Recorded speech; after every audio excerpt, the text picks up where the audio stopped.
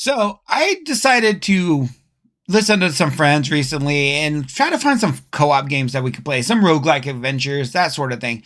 And one of the games that we kind of noticed that looked very interesting was called Ravenswatch. Now, I'm going to be reviewing this game, but I want you to take note now that this game is in early access, and everything I'm talking about is just a review of the early access that is currently available now. And there is probably still a lot of content to come. And if the game ever releases in full, I'll do a full separate review then. But Raven's Watch is basically your roguelike adventure where you delve into three different worlds, and every world has its own unique challenges.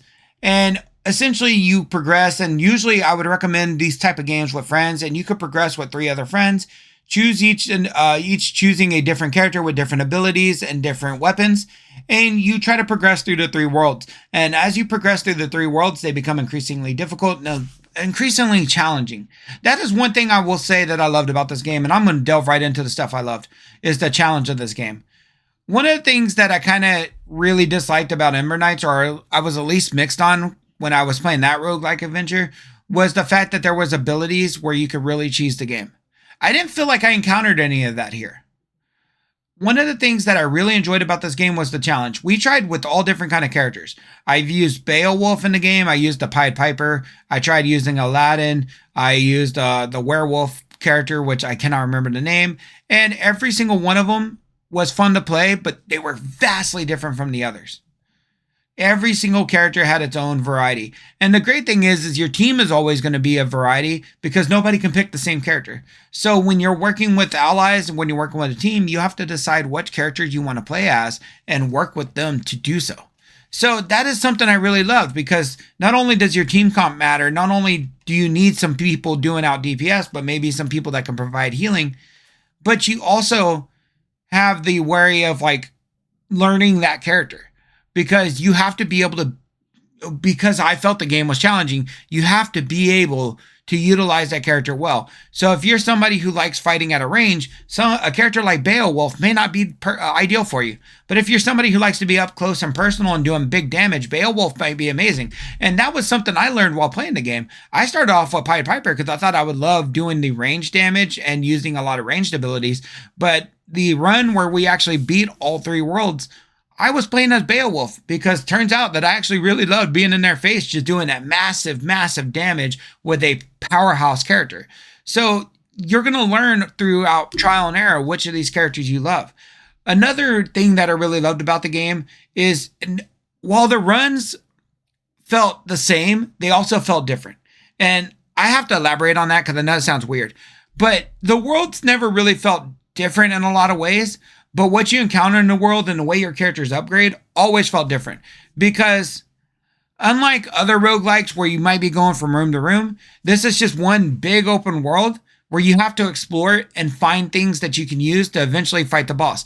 Because you have an 18-minute timer or 3 days in game to prep for the boss fight before you get to the boss fight. And there's a variety of things you could do. You can find relics or like items in hidden chests. You can find like eagle statues that can see things around you to find things. You can find a wishing well that you can donate to get free relics. You can find gold that you can use at the shop back at the spawn point. You can find groups of enemies that you can find. You can find magical books that you can find. And if you defeat the enemies in time, you would be able to collect what that book rewards you with. There's side missions that you can find throughout the level, hidden mini bosses that will weaken the final boss. But you have to explore the world and you have to move quickly in order to find this stuff. And that's what I loved. There was a lot of challenge in that because not only did you have to move through these worlds quickly and progress through them, but the enemies are powerful. The enemies are really strong. And while you upgrade, eventually those enemies become a little bit easier to handle. But even through the easier times, it was still challenging. And the stuff that you find has a color around it, letting you know how difficult it is to obtain. You'll find a chest that's green, but then one area over, you might find a chest that's red. And that chest that's red is going to be much harder to earn than the chest that green was, because you're probably going to have more enemies, more elite enemies, more powerful enemies attacking you. And you have to be smart about how you approach your areas. And that's the thing I loved, is the combat was fun, the challenge was fun, and no run ever felt the same, even though the worlds never felt drastically different. It always felt like it was increasingly challenging to go through these worlds, find the things you need, and it took us a few runs to even beat the game. But then that's going to bring me to what I'm mixed on. Now, once again, I want to pray tell that everything that I'm going to talk about being mixed on or negative on, this is early access. This can change. But my mixed thing is the game felt short. The experience felt short. Sure, there's 4 characters that you can unlock, and essentially you have to beat World 1 with a character in order to unlock a new character. And once you beat World 1 with, like, let's say Beowulf and you unlock Aladdin, you can't beat World 1 with Beowulf and unlock the next character. That means you have to play with at least 4 different characters to get the 4 new characters. With, I think, Geppetto, I want to say it was either, I think it was Geppetto was the last one, or it was the character after Geppetto. But there are 2 final characters at the end, and both of which have their own powers and their own unique abilities. Or actually, it was Wukong. Sun Wukong is the last character. Geppetto's right before him. But every character that you unlock has their own unique abilities. It makes the game even more fun to experience. But we unlocked all those characters before we were able to beat World 3. Because we got really challenged by World 2 until we found out a perfect strategy that worked for us. Once we found out that strategy, which is just run from spot to spot collecting things instead of fighting enemies, like running past any of like the random groups of enemies that spawn on the map, we eventually beat all 3 worlds that first run. That was the run I played my first time as Beowulf. We beat all 3 worlds. This is what I'm mixed on. There was nothing in the game that made me want to replay it. Unlike something like Ember Knights or something like a Gauntlet where there's something that makes you desire to replay a roguelike, this game, the minute we beat the 3 worlds, we're like, oh, we'll just wait to the full release to see if any new content comes out. We uninstalled the game. We never touched it again. Even though this game is early access, it is still something you have to pay to play. I think it's like less than $20, but it's still something you have to pay to play. If your experience is once you beat the 3 worlds, there's no real desire to experience it again, that hurts your game in a lot of ways.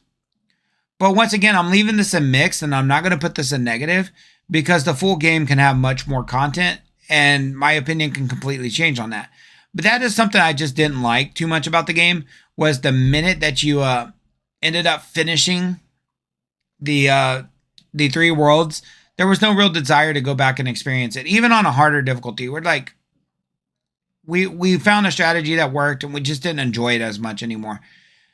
On top of that, once you finally go through every character, you eventually come to a character that you just love using, and there's no desirability with the characters to really switch it up. Like, if I was to go back and play the game right now with different friends, I'd probably just want to play as Beowulf because that was the character I had the most fun playing as.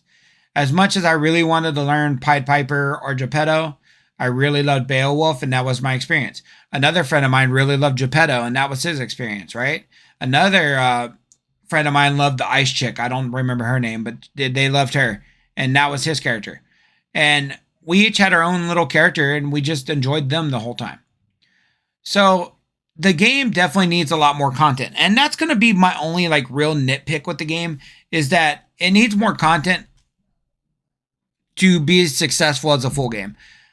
I don't like the idea of early access games because you never really get a full experience from any of them, right? Because there's always going to be stuff that comes out later. Some games I think of as like Outlast Trials. My early reviews of Outlast Trials, I was kind of mixed on the game. But now if I was to go play Outlast Trials, the game is fucking amazing. I love it. Not everybody loves it, but I love the game. But it's the opposite for like some other games that are in early access, right? Where the content's just not there and you just sit there and wait and the game stays in early access for so long that you just don't ever think to go back to the game. And I just hope that's not the case with this game. I hope that this game releases in full in the near future and I can go back and revisit it.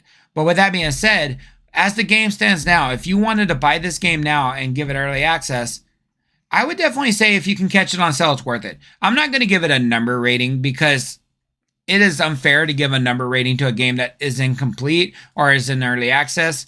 But when it comes to this game, if you can get it for like on sale under $10, buy it. It's 100% worth it.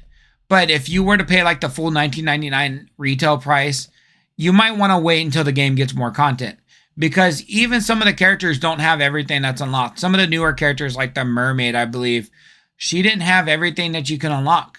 Like there was a second like ability that my friend unlocked, and it said coming in a future update. So he spent all that time playing with that character and couldn't even use her in full because some of her stuff is still not available yet.